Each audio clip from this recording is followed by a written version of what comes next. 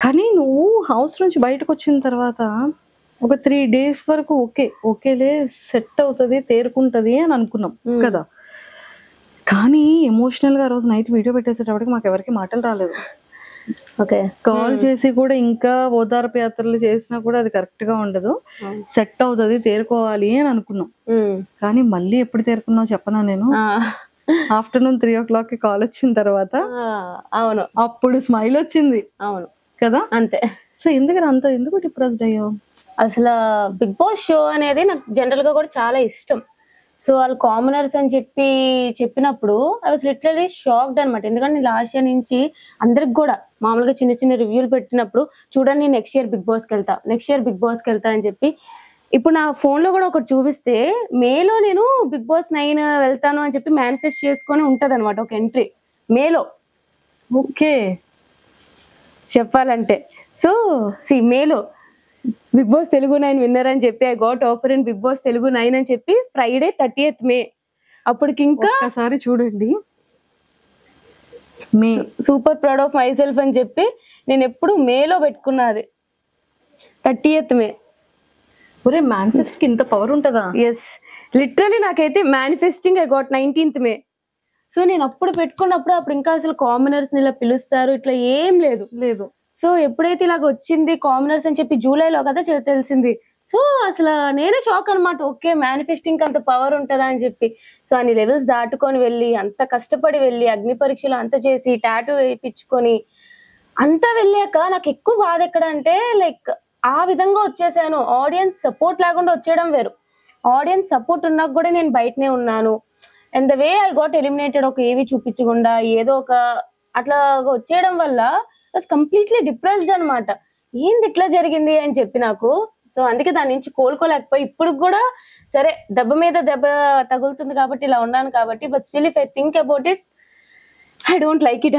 అసలు ఏంది నాకు ఇట్లా జరిగిందా అని చెప్పి అన్న ఒక చిన్న పెయిన్ అయితే ఉంది. ఎస్. అయితే ఈ రోజు నేను కొన్ని స్ట్రైట్ వేలో కొన్ని క్వశ్చన్స్ అడిగేస్తాను శ్రీజ. మనసులో ఉన్నవి ఏంటి అంటే దాచుకున్నా కొన్ని థింగ్స్. అగ్ని పరీక్షలో ఫస్ట్ నేను నీకు ఒక ఇంటర్వ్యూలో అడిగా, మన ఇద్దరు ఫస్ట్ ఇంటర్వ్యూ, అరే ఏంట్రా శ్రీజ ఇలా అలర్ట్ చేసావు, అందరి అటెన్షన్ ని క్రాప్ చేయాలని చూసావు అని. అంటే డే బై డే లో వాళ్ళందరూ నిజంగానే నీకు అట్రాక్టివ్ అయ్యారు, టాస్క్లన్నీ విన్ అయ్యావు. ఒకప్పటి కాలం ఇప్పుడు ప్రెసెంట్ నవే కాలంలో ఉన్నటువంటి ఒక ట్రెండీ ఉన్న ఒక థీమ్ లో ఒక బొమ్మని ఫైండ్ అవుట్ చేయమంటే స్కూటీ అని అంత ప్రాపర్ గా చెప్పగలిగావు. అంటే బ్రెయిన్ అంత షార్ప్ గా ఉండింది నీది. కానీ చాలా మంది బయట అగ్ని పరీక్షలో కంటెస్టెంట్స్ అవ్వచ్చు, లేకపోతే కామనర్స్ గా మధ్యలో వెళ్ళిన వాళ్ళు అవ్వచ్చు, వాట్ ఎవర్, చాలా మంది ఏమనుకున్నారంటే శ్రీజాకి ముందే ఈ ఇన్ఫర్మేషన్ వెళ్ళింది, చాలా మంది సపోర్ట్ చేశారు, కొంతమంది బయట మనుషులు సపోర్టింగ్ గా శ్రీజాకి డే 1 నుంచి రివ్యూస్ ఇస్తున్నారు అగ్ని పరీక్ష నుంచి. సో ఇలాంటి మాటలన్నీ కూడా మేము విన్నాం బయట. సో అది ఎంత వరకు కరెక్ట్ అంటాం? అది అంతా అట్టర్ నాన్ సెన్స్ అంట, టు బి ఫ్రాంక్. ఎందుకంటే బిగ్ బాస్ టీం వాళ్ళు అసలు అలాగా నిజంగానే నాకు అంత సపోర్ట్ ఉండుంటే నేను ఇట్లా బయటకు వచ్చేసేదాన్ని కాదు. సో అక్కడే అర్థం కావాలి నాకు అసలు సపోర్టే లేదని చెప్పి. సో ఫస్ట్ థింగ్ ఏంటంటే నాకు నవదీప్ గారు లాస్ట్ సెకండ్ లో గ్రీన్ ఇచ్చారు. అసలు అది అనుకోకుండా ఇచ్చారనమాట. అటెన్షన్ కావాలి అంటే నేను ఊరికే వెళ్ళి అటెన్షన్ కావాలి అని అనుకున్నాను. ఎందుకంటే నా పర్ఫార్మెన్స్ బట్టే నాకు అటెన్షన్ ఉంటది. ఇంకా చెప్పాలంటే చాలా వరకు నాది ఇంకా కంటెంట్ తగ్గించేశారు. బట్ నా టాస్క్లు పర్ఫార్మ్ చేయడం వల్ల నేను అంత అవుట్షైన్ అయ్యా అగ్ని పరీక్షలో. సో ఇంకా నేను మాట్లాడేది వేరే వాళ్ళతో, నేను నా పాయింట్స్ పెట్టేది ఇంకా చాలా తగ్గించేశారు. బట్ ఓవరాల్ గా ఇట్స్ ఎ గుడ్ జర్నీ అనుకుందాం. అండ్ ఇక్కడ కూడా బయట వాళ్ళు ఫస్ట్ 2 వీక్స్ అలాగైతే తిడుతూనే ఉన్నారు ప్రతి ఒక్కరు. నన్ను సపోర్టే ఉంది అనుకుంటే ఎందుకు తిడతారు?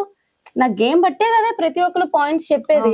సో ఫస్ట్ 2 వీక్స్ ఎవరైతే తిట్టారో వాళ్ళు 3rd week 4th week 5th week okay తిని మార్చుకుంది, ఫీడ్బ్యాక్ తెలుసుకున్నాక మార్చుకుంది అని పొగిడారే తప్ప నాకు ఇప్పుడు కుప్పలు మెసేజ్లు వస్తాయి.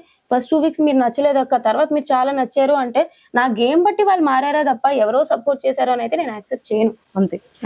సూపర్ రా శ్రీజ. ఇక్కడ వరకు ఒకటి వెళ్ళిపోయింది. సెకండ్ అంతా బాగుంది. నవదీప్ గారు చాలా ఫన్ వేలోనో లేకపోతే ఏడిపించడానికో నిన్ను మిడిల్లోకి రమ్మని చెప్పి సర్లే ఊపుకుంటా వచ్చేస్తారు బస్ నుంచి అని అన్నారు. సో అది అయిపోయింది, అది చాలా గట్టిగా వైరల్ అయింది. నవదీప్ గారు చాలా టాలెంటెడ్ పర్సన్, మంచి బిజినెస్ మ్యాన్ అండ్ మంచి అందరి ఫేవరెట్ యాక్టర్ కూడా, చందమామ, జై, నెంబర్ ఆఫ్ ఫిలిమ్స్ నుంచి. సో అలాంటి పర్సన్ అలా అన్న తర్వాత అంత ట్రోల్ అయిన తర్వాత కూడా అతను ఒక వీడియో చేసి పెట్టి బిగ్ బాస్ స్టేజ్ మీద మళ్ళీ నిన్నే పిలిచి నీకు ఎంట్రీ ఇచ్చి నువ్వు కాలికి దండం కూడా పెట్టావు. సో అది ఎలా అనిపించింది? యాక్చువల్లీ నవదీప్ గారు ఈజ్ అన్ ఎంటర్టైనర్. నిజంగానే ఒక రకమైన బిగ్ బాస్ లో ఎంటర్టైనర్ ఎవ్వరు ఇప్పటి వరకు అని చెప్తే నవదీప్ గారు అని చెప్తా. ఆ రోజు అట్లా స్టేజ్ మీద చెప్పినప్పుడు అప్పుడు చెప్తే ఇప్పుడు చెప్తా నిజంగానే నచ్చలే. బట్ తర్వాత ఈజ్ వెరీ సపోర్టివ్, చాలా బాగా. ఇప్పుడు మిస్టేక్స్ అందరూ చేస్తారు, లేకపోతే లైక్ అనుకోకుండా వస్తాయి, ఓకే ఇట్స్ ఫైన్. తర్వాత చాలా సపోర్ట్ చేశారు నాకు. నవదీప్ గారు స్టేజ్ మీదకి వచ్చినప్పుడే నాకు తెలుసు నవదీప్ గారు నన్నే సెలెక్ట్ చేస్తారు అని చెప్పి. I got that instinct. And నేను ఎందుకు కాలు దండం పెట్టానంటే ఇట్స్ వెరీ న్యాచురల్ అనమాట. నాకు ఏదో చెయ్యాలని కాదు, నేను ఆ స్టేజ్ లో బిగ్ బాస్ అడుగు పెడుతున్నానంటే దానికి కారణం నవదీప్ గారు. ఆ రోజు అతను నాకు గ్రీన్ ఇవ్వకుండా ఉండుంటే నేను ఈ రోజు బిగ్ బాస్ లో ఇంత జర్నీ ఉండేది కాదు. అతను ఏదో ఒక టాలెంట్ ఉంది, సరే చూద్దాం, అతో తెలియదు లేకపోతే ఏదో తెలియదు, చూద్దామని ఒక గ్రీన్ ఇచ్చారు.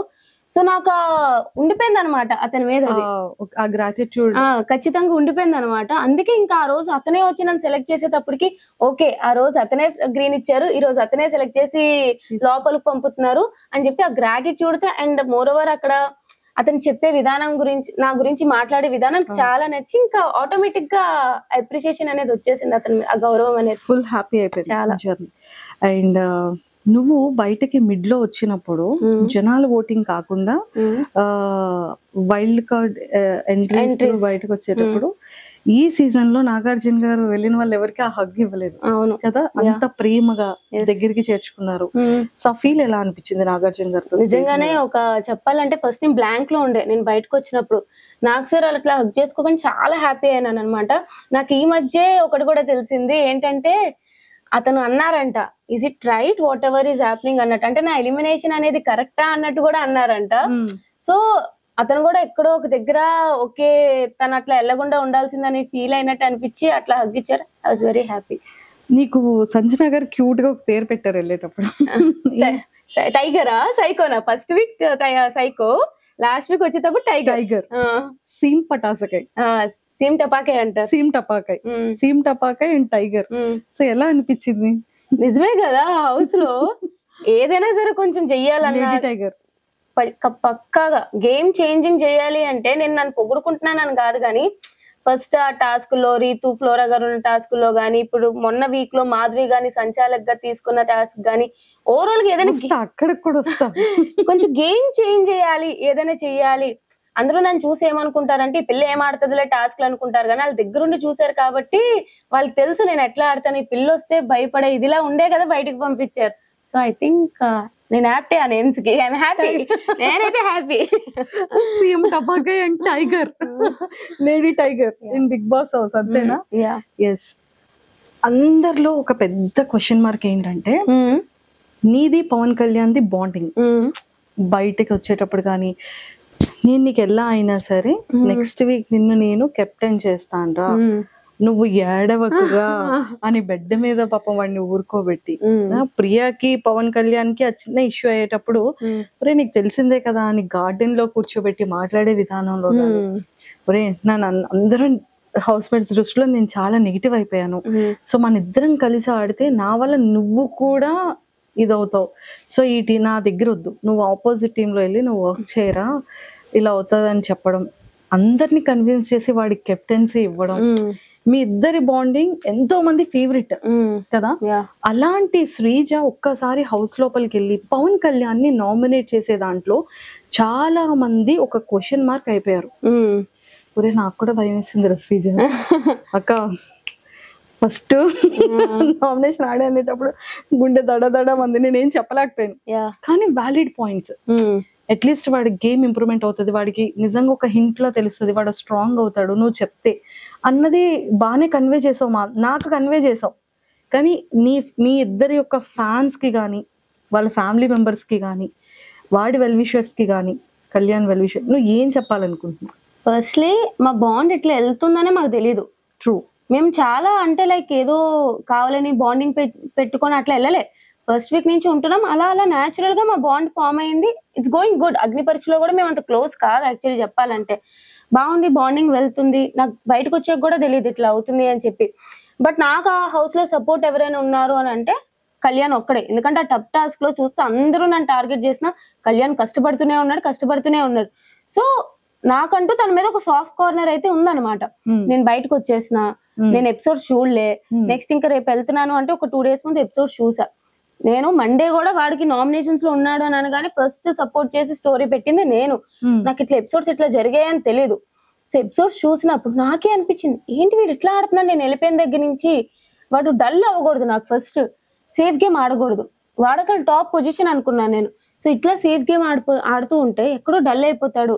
వాడు తెలియాలి, వాడు చేస్తున్న తప్పు వాడు తెలియాలి. వాళ్ళు ఎవరినైనా సరే తక్కువ చేసి మాట్లాడితే వాళ్ళు ఎంత పెద్ద మనుషులైనా అవతల వాళ్ళు నువ్వు మాట్లాడొచ్చు అని చెప్పి నాకు నిజంగానే హౌస్ లో అందరికంట డిసప్పాయింట్మెంట్ అని కాదు కానీ ఫస్ట్ వీడి గేమ్ మార్చుకోవాలి, ముందు కళ్యాణ్ కావాలి అని చెప్పి వెళ్ళి నామినేట్ చేశా.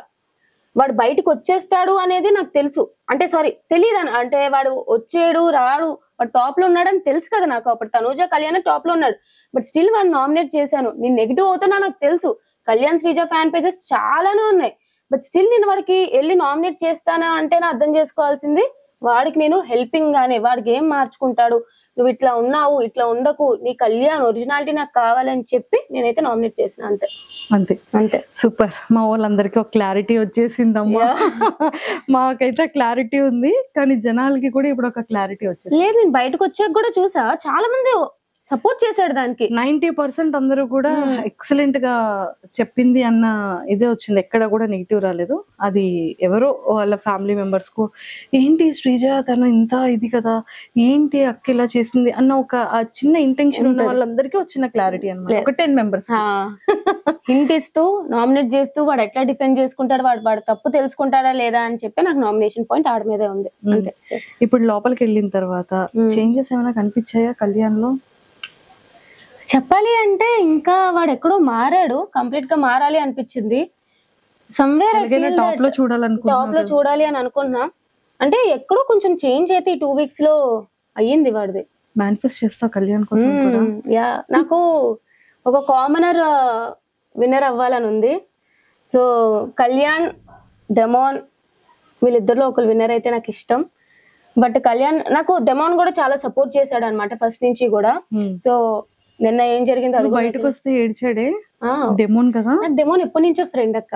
ఓ మీరిద్దరు మొదటి నుంచి ఫ్రెండ్స్? చాలా ముందు నుంచే ఫ్రెండ్స్ మేమిద్దరు.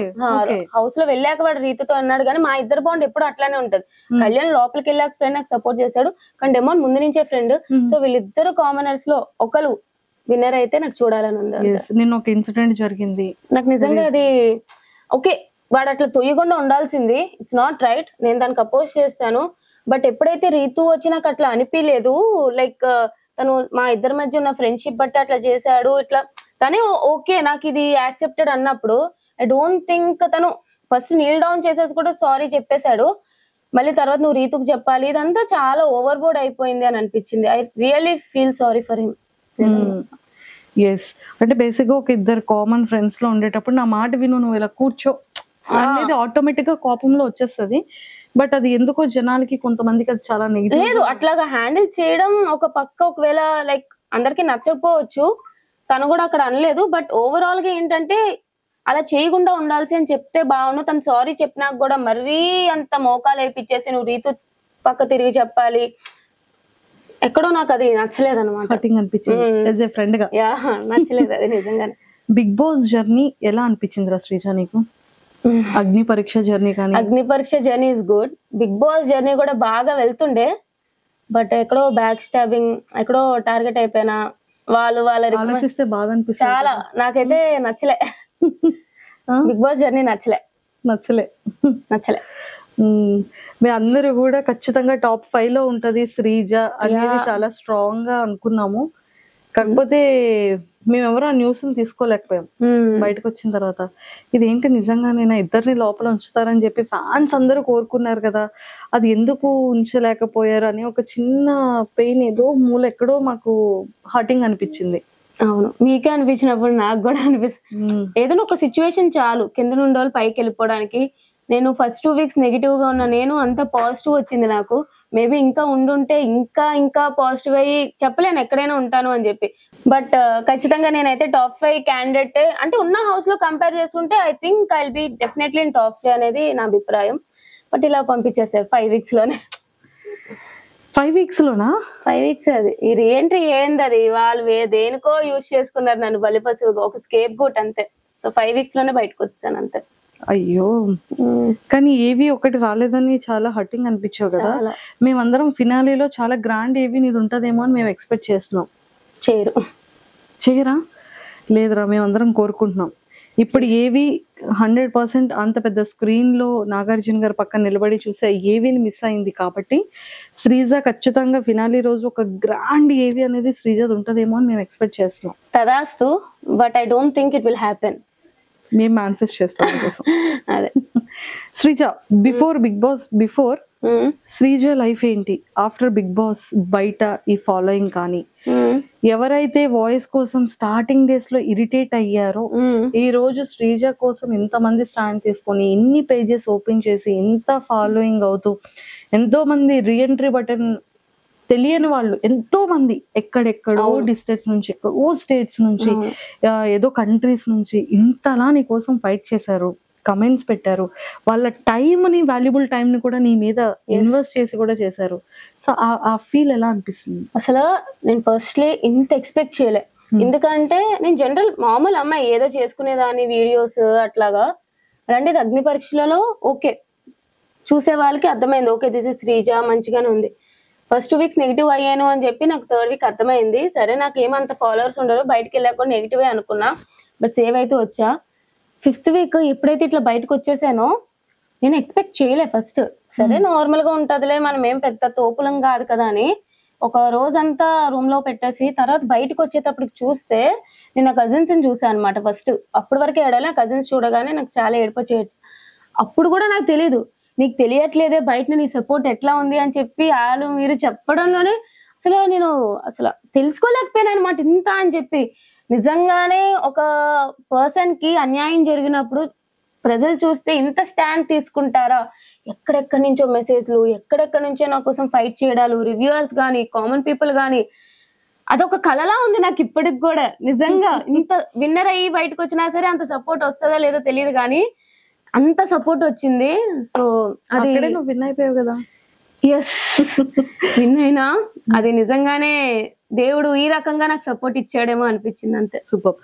యూట్యూబ్ ఛానల్ ఆల్రెడీ ఉంది శ్రీజ దమ్ము అని.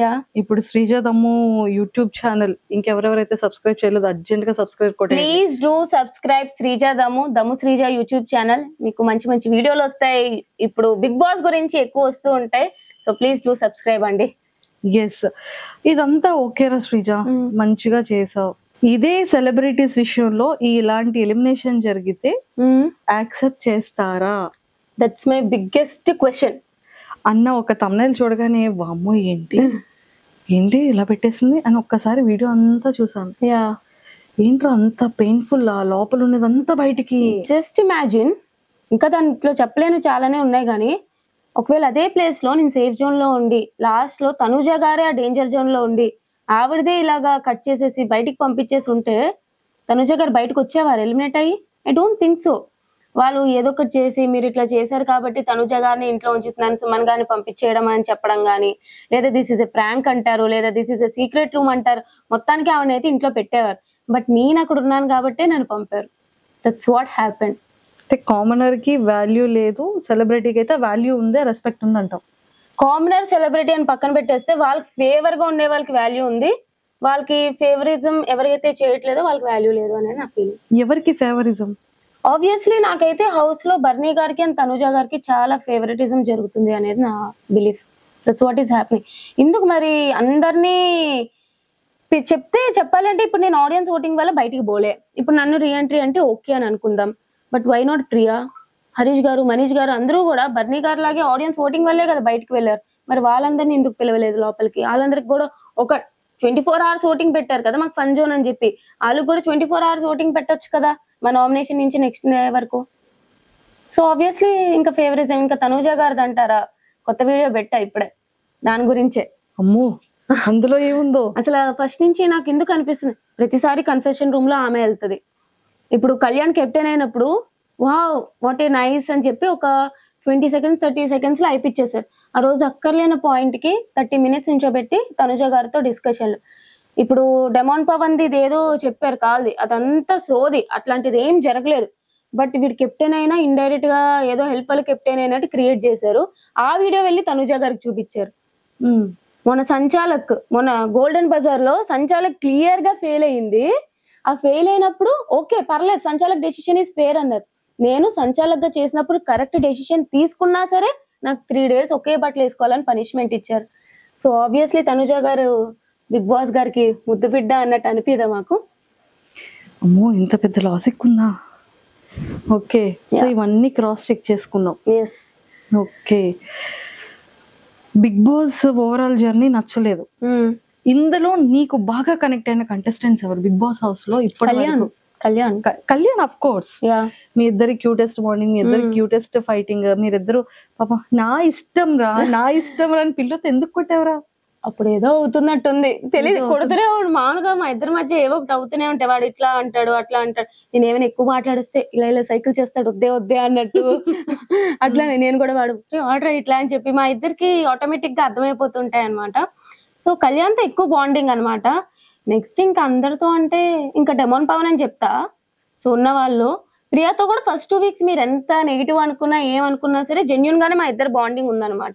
ప్రియాదే నీది బాండింగ్ నెగిటివ్ అని ఎక్కడ ఏం రాలేదే. అంటే ఫస్ట్ నెగిటివ్ చేసేసారు సాకిని అని చెప్పి.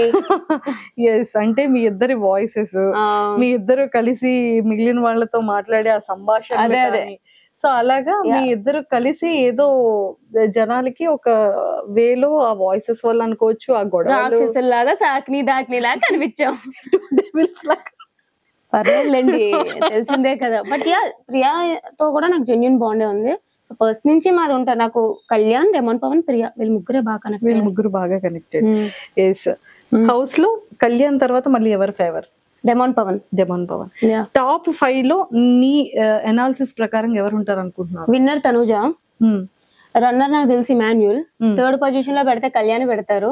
ఒక ఇద్దరు కామనర్స్ ఉండాలి కాబట్టి డెమాన్ పవన్ కూడా 4th పొజిషన్ లో పెడతారేమో. ఆర్ఎల్స్ బర్నీ గారు ఫేవరెట్ కాబట్టి బర్నీ గారిని 4th పెట్టి డెమాన్ పవన్ 5th పొజిషన్ లో పెడతారు. వీళ్ళు 5 ఉంటారు అనుకుంటున్నాను. వీళ్ళు 5 ఉంటారు.